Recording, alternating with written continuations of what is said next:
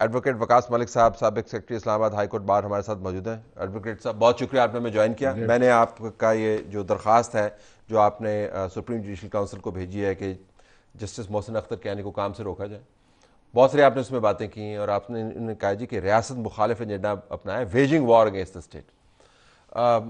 मैं जानना चाह रहा हूँ कि ये waging war against the state कैसे की है इन्होंने आपके ख्याल में? ये इस तरीके से की है कि जो उनका जो कंडक्ट है बीइंग अ जज सिंस इज एलिवेशन, वो शुरू से ड्यूबियस रहा है। जब एलिवेट होना था उससे पहले हमारे जो मौजूदा साहब चीफ जस्टिस साहब आमिर फारूक साहब वो आए, इन्होंने बैनर लगाया, बार का प्रेशर एक्सर्ट किया, बहुत सारे ऐसे मामला किए, जिसके बाद इनकी एलिवेशन हुई। It is shouted with clouds. ये नहीं कह सकते कि वो बड़ी फेयर एंड ट्रांसपेरेंट इनकी एलिवेशन आपके ख्याल में ठीक नहीं हुई? एलिवेशन भी इनकी इसी तरीके से हुई थी। नहीं, किस तरीके से? मतलब इन्होंने being a president of the bar pressure exert किया, बैनर्स लगाए, पोस्टर्स लगाए और इम्प्रेशन दिया इन्होंने बहुत सारा। तो आप भी बैनर पोस्टर लगाएंगे तो आप भी एलिवेट हो जाएंगे? देखिए, उन्होंने तो बहुत बड़ा एक उन्होंने पूरा ग्रुप बनाया, फिर उसके बाद बाकायदा उसके अंदर इन्होंने मीटिंग्स की और उसके बाद एजेंडा लेके आए, फिर उसके ऊपर मे बी सो, लेकिन हाउ डज इट प्रूव कि वो इस वजह से एलिवेट नहीं? इस वजह से देखें ना, he was not such a prominent at that time कि आप कहेंगे जी। तो आपकी राय है ना सर? जी मेरी राय है, ओपिनियन है। मेरी राय में यह है कि वो सिंस जो इसकी अपॉइंटमेंट जो इनकी हुई है, सिंस देन वो किसी न किसी अपॉइंटमेंट का प्रोसीजर क्या होता है? अपॉइंटमेंट का जो है सुप्रीम जुडिशल जो इनका जो बेहतरीन जो हमारे जो जो थे उनको रिकमेंड किया जाता है, फिर वो इसकी जो सुप्रीम काउंसिल होती है उसमें पेश होते हैं, उसके बाद वहाँ से उसकी बाकायदा तौर पर मंजूरी होती है और फिर प्रेसिडेंट प्रिसाइसली माय पॉइंट। तो आप मुझे ये बता रहे हैं कि इन्होंने पोस्टर लगवा के ये तमाम लूप्स जो हैं जी इन्होंने आसानी से हॉप कर लिया और वो जितने फिल्टर्स थे उनको बीट कर दिया फिल्टर्स को। वो मैं इस तरह बताता हूँ कि जो मेरी रेफरेंस है, मेरा रेफरेंस थोड़ा सा हट के रेफरेंस है। मेरा ये रेफरेंस नहीं है कि इन्होंने ये प्रॉपर्टी में एम्बेजलमेंट कर दी है, केसेस में ये उनका पड़ा हुआ है जो एक से ज्यादा रेफरेंस पड़े हुए हैं। इससे पहले भी फाइल होते रहे, जब रेफरेंस फाइल होते हैं तो वो विड्रॉ हो जाते हैं रेफरेंसेस। तो ये 2-3 रेफरेंसेस, मेरे ख्याल से 2 रेफरेंस ऐसे। लेकिन मैं वेजिंग ऑफ वॉर अगेंस्ट मेरे लिए तो वो ज्यादा अहम है। वो कैसे इसी बेसिस पे मैंने किया है। वो इसलिए अहम है कि जो प्रेजेंट सिनेरियो है पाकिस्तान में, वो ये है कि एक पॉलिटिकल पार्टी ने अपना बिल्ड किया हुआ है, अपना एक उन्होंने आवाज़ उठाई हुई है कि इंटेलिजेंस एजेंसीज की इन्वॉल्वमेंट है मुख्तलिफ जगह पे, और at this juncture by using the political influence और वो मामलात, ये उसके कलम बरदार बन के सामने आ गए हैं कि जी हमें एजेंसीज तंग कर रही हैं, हमसे ऑर्डर्स लिखवाए जाते हैं। फिर इसका मतलब ये है कि बीइंग अ जज आपका एक भी ऑर्डर या आपका एक भी जो है आप दुरुस्त कर ही नहीं रहे। उनके कंटेंशन है उसके ऊपर सुओ मोटो हुआ है, उसके ऊपर फुल बेंच के एक ही कंसल्टेशन हो चुकी है, फुल बेंच उसके ऊपर बनने वाला है, बार्स ने उसके ऊपर रिस्पॉन्ड कर दिया है। तो जाहिर है उस खत में कुछ तो ऐसा होगा कि इतनी संजीदगी से उसको लिया जा रहा है। लेकिन आप ये फरमा रहे हैं कि ये waging war against the state anti state. वो किस तरह है? वो इस तरीके आपने लिखा है कि इस्लामाबाद इनका नाम लेके इनका has waged a war against the forces of Pakistan. जी, फोर्सेस ऑफ पाकिस्तान कौन है? फोर्सेस देखें, फोर्सेस ऑफ पाकिस्तान आईएसआई का नाम लेके उन्होंने लेटर में लिखा हुआ है। हाँ। ठीक है, ये हमारी पाकिस्तान की फोर्सेस नहीं है जी। तो अगर आप पाकिस्तान की फोर्सेस का इस तरीके से नाम पुलिस नहीं आता फोर्सेस में, देखिए बाकायदा तौर पे उन्होंने नाम लिया है। नहीं आपने नाम नहीं लिया ना, आपने कहा फोर्सेस ऑफ पाकिस्तान। देखिए मैं तो कंटेंशन ही मेरी है। जब मैं आपके पास जाऊंगा, देखिए मैं जब कोई वकील हायर करूंगा, मैं कहूंगा जब आप इस्तदा करेंगे मेरे बिहाफ के ऊपर, I want you to be precise, so I want to know forces of Pakistan mean ISI Pakistan army और एमआई डेफिनेटली जो एजेंसीज उनके साथ कंसर्न है। अच्छा, जो 2-3 है इन अ प्लान्ड मैनर जी, इंड्यूसिंग एंड कन्विंसिंग अदर जजेस ऑफ द हाई। तो आप ये फरमा रहे हैं कि ये जितना खत इन्होंने लिखवाया जी। How do you know? देखें, उसमें किसी और की कंटेंशन नहीं है। नहीं है, बिल्कुल जहांगीरी साहब की एक कंटेंशन है, बाकी 5 की तो नहीं है, 4 की तो नहीं है। बाकी 3 की है, जिन्होंने इंसिडेंट्स को कोट किए हुए हैं, 3 की नहीं है। इस तरीके से जो है ना, आप जिसको कन्फ्रंट कराते हैं वो उस किस्म की तो कोई भी स्टेटमेंट नहीं है। लेकिन मेरे कहने का एक दूसरा पहलू भी ये है कि जब आपके अगेंस्ट रेफरेंसेस पहले से मौजूद हैं, यू आर फेसिंग रेफरेंसेस, आप उस दौरान उठ के अचानक वेलिएंट बन जाते हैं, आप कहते हैं जी मुझे तो प्रेशराइज किया जा रहा है। मैं सिर्फ ये समझने की कोशिश कर रहा हूँ कि आपके कंटेंशन सारा आंखों पे, लेकिन मैं सिर्फ ये जानने की कोशिश कर रहा हूँ कि ये जो आपने नतीजा अखज़ कर लिया है कि ये लीड कर रहे हैं जी, उसकी मालूमात की और शवाहिद की बुनियाद क्या है?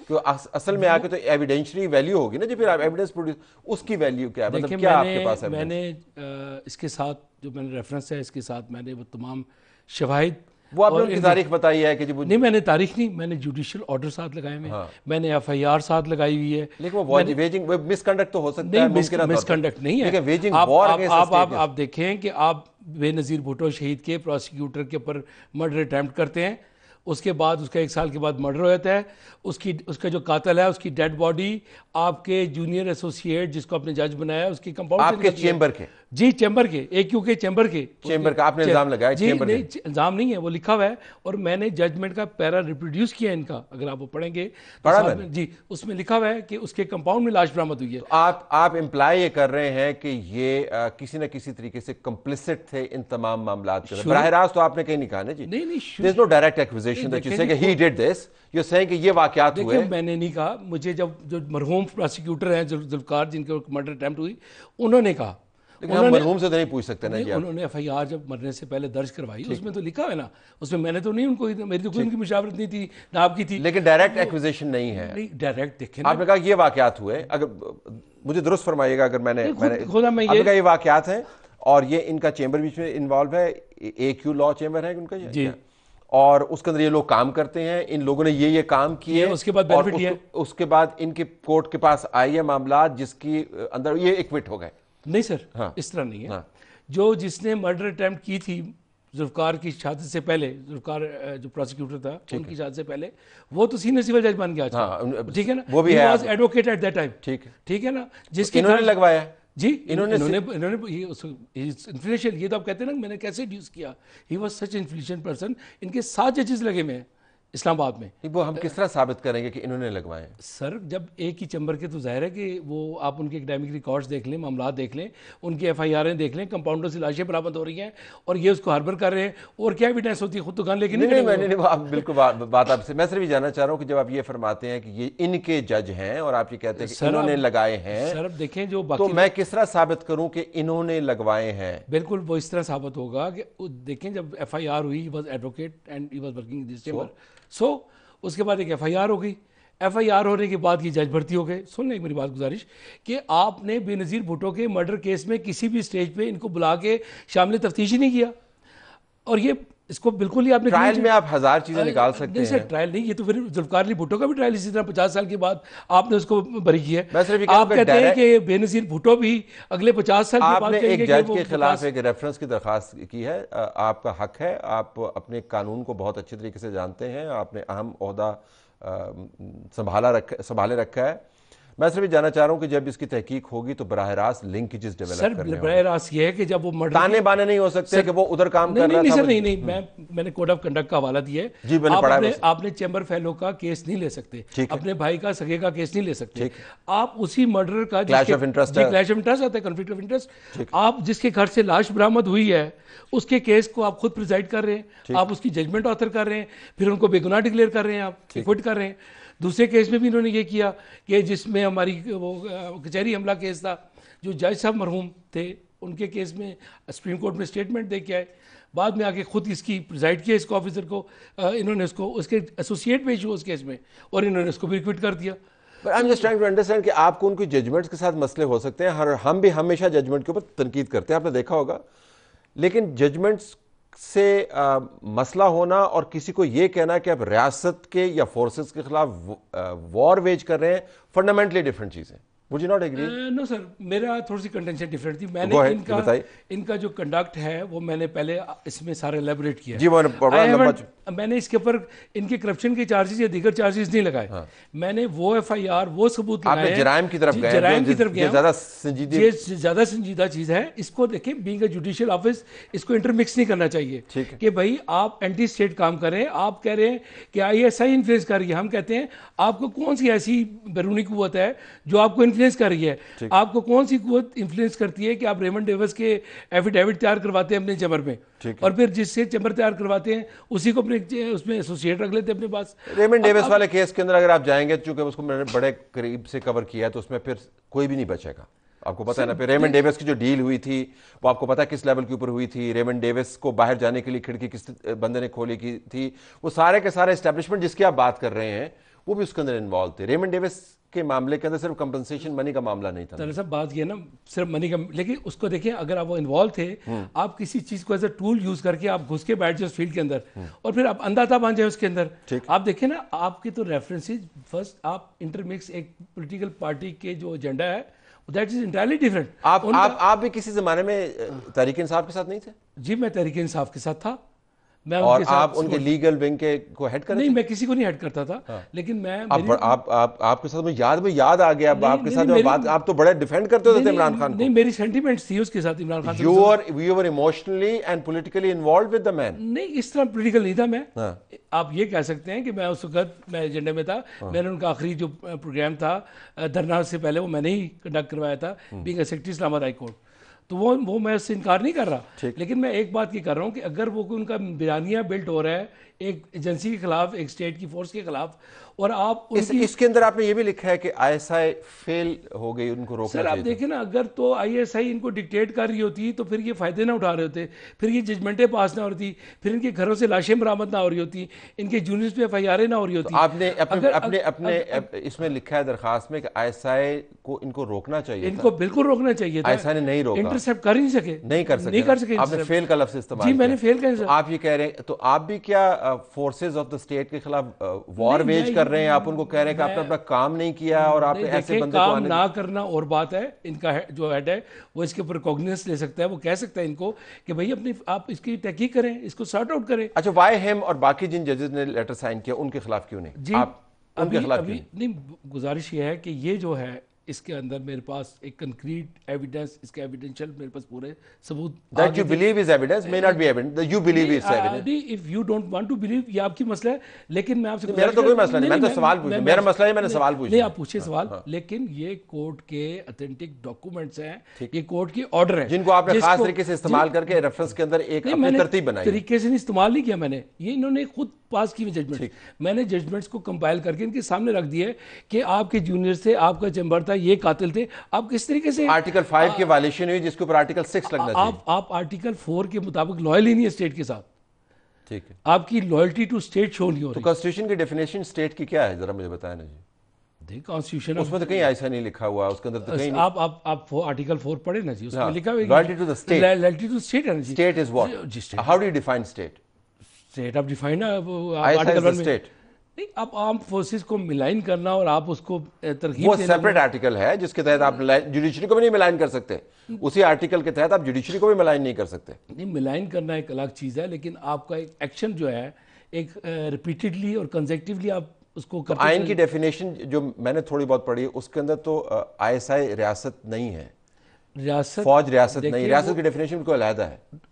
उसके अंदर उसकी जो सैंक्टिटी है, ये जो उसका सबसे पहला जो आर्टिकल है वो यही है, they are bound to secure the आपका एयर, सी और लैंड।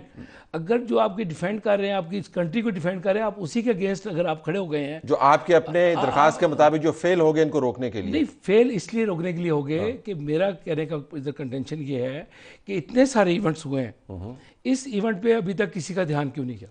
ये रेफरेंस फाइल करने का मकसद ही यही है कि since the first attempt against Zulfikar Ali जो है प्रोसिक्यूटर बेनज़ीर भुट्टो शहीद का, उसे फाइलें खींची गई, उसको छुरी दिखाई गई, मर्डर का उसने खुद लिखा, पढ़ लें उसमें, उसने एफआईआर में मेंशन किया। तमाम जजेस जब एलिवेट होते हैं, ये क्या दुरुस्त नहीं है कि उनकी इंटेलिजेंस की असेसमेंट्स होती हैं? बिल्कुल होती है, और यही तो इसी में यही तो फेलियर है कि अगर at the time of assessment इसको नहीं उन्होंने किया तो दिस इज द फेलियर। इन्होंने नहीं किया, रियासत ने एजेंसीज ने किया, जिनको आप रियासत कहते हैं, जिनको आप रियासत कहते हैं, जी एजेंसीज कह लें। तो रियासत फेल होगी एक ऐसे बंदे को रोकने के लिए जो रियासत पर हमले उसके बाद करता है, तो मुर्द इल्जाम किसको ठहराएंगे? मुर्द इल्जाम ये था कि उसके अंदर अगर रियासत में भी आपके लोग, यानी वो अपने जज भी लगवा रहा है आपके बयान के मुताबिक, वो एलिवेट भी हो रहा है। उसका एट द पैरेलल उसके अपने भाई भी तो जनरल थे आर्मी में, उसका भाई भी ब्रिगेडियर था, ठीक है, उसका भाई भी तो ये सारी चीजें कर रहा था। नॉट, मैं ये कहता हूँ नॉट बीइंग। एक मिनट, तो आप ये फरमा रहे हैं कि वो भी इसमें मुलव्वस है? डेफिनेटली, जब इसकी हार्बरिंग कर रहे हैं, वो अपने खुद अपने खत में कह रहे हैं जज साहब कि मेरे बहनोई को, रियासत के इदारों को भी मुर्द इल्जाम ठहरा, मेरे बहनोई को भी इन्होंने टॉर्चर किया, उसके अंदर लिखा हुआ है, तो वो भी तो एक सरकारी, वो भी तो आर्मी ऑफिसर है ना जी, जिनके बारे में उन्होंने लिखा हुआ है, तो वो उनको भी कह रहे हैं अगर चंद लोग मिल के अपनी एक टायरनी बना लें, अपनी एक स्टेट बना लें, state with in state, state और कहें जो कुछ हम कर रहे हैं वही दुरुस्त है, हमें को पूछे नहीं, हम किसी के मर्डर में इन्वॉल्व हो जाएं, किसी की जजमेंट पास कर दें, किसी को बरी कर दें, अपने घर वालों को कुछ दे दें या किसी की प्रॉपर्टी आगे पीछे कर दें, बाकी भी तो बड़े सीरियस। तो तमाम फौज, तमाम इंटेलिजेंस टुवर्ड्स द एंड, तमाम इंटेलिजेंस का ऑपरेटर्स, तमाम filters, MI, ISI, IB, army chief, ये सब फेल हो गए। इनको ये ख्याल नहीं है, लेकिन आपको ख्याल आ गया कि ये बहुत ज़्यादा ऐसे आदमी है। साहब मैं आपसे एक गुजारिश फिर करता हूँ कि जब उनको ख्याल देखें, काफ़ी दिनों से इनके रेफरेंसेस चल रहे हैं, ठीक, और एक जो महज़ब तरीका यही होता है कि रेफरेंसेस के अंदर ही उसी तरीके से चल के इसको रिजॉल्व हो जाना चाहिए था। लेकिन रेफरेंसेस के दौरान इन्होंने एक नरेशन बिल्ड की और इन्होंने कहा जी मेरे पे बड़ा प्रेशर है। मेरे कहने का मकसद ये है कि आप पे प्रेशर ये वाला नहीं है, आप पे एजेंसीज का प्रेशर नहीं है, आप पे पॉलिटिकल पार्टीज का प्रेशर नहीं है, आपके अपने अमाल है, आपके किए हुए एक्ट्स हैं जो आपके सामने आ रहे हैं। ये तो अगर आप इसको ISI और ये एंथ्राक्स और ये लिफाफे और ये पाउडर से निकल के प्रॉपरली आप फेस करें और उसके जवाब दें। और लिफाफे तो बाद में, लेटर के बाद में, नहीं देखिए पहले नहीं, लिफाफे बाद में है ना, ये आखिर एविडेंस बिल्ड हो रही है ना उनके अगेंस्ट। मैं ये कह रहा हूँ कि अगर आप जुडिशल काउंसिल हमारे रेफरेंसेस को टेकअप करती, उसको थ्रैश डाउन करती, प्रॉपरली इनको बुलाते, पूछते कि साहब ये क्या किया आपने। Now it is with the supreme judicial council कि आपकी पिटीशन को कैसे एंटरटेन करें। आपकी तवक्को क्या है कि सुप्रीम जुडिशल काउंसिल आपकी इस पिटीशन को, जिसके अंदर संजीदा, मैं तो कहूँगा, इल्ज़ामात लगाए गए हैं, क्या करे इसके साथ? सर पहले जो रेफरेंसेस देखें जी, मैंने आपके सामने आपका जैसे आप एक प्रोग्राम करें उसका स्क्रिप्ट रख के आपके सामने रख दी है। दिस इज होल स्क्रिप्ट, ये वो चीज़ें हैं जो इनकी अपनी ऑथर्ड हैं, मैंने अपनी तरफ से कुछ नहीं कहा। FIR मेरी नहीं है, आपको पता है कि आप एविडेंस को क्यों आप कैसे करते हैं? मैंने इनकी चीज़ें इनके सामने प्लेस कर दी हैं, ठीक है ना। मेरी इसमें यह है सदा, इसमें यह है कि देखें पेंडिंग रेफरेंसेस को डिसाइड होना चाहिए, ठीक, और जो विड्रॉ करवाए इन्होंने प्रेशर से और कंपेल करके, उन रेफरेंसेस को भी सुना जाना चाहिए।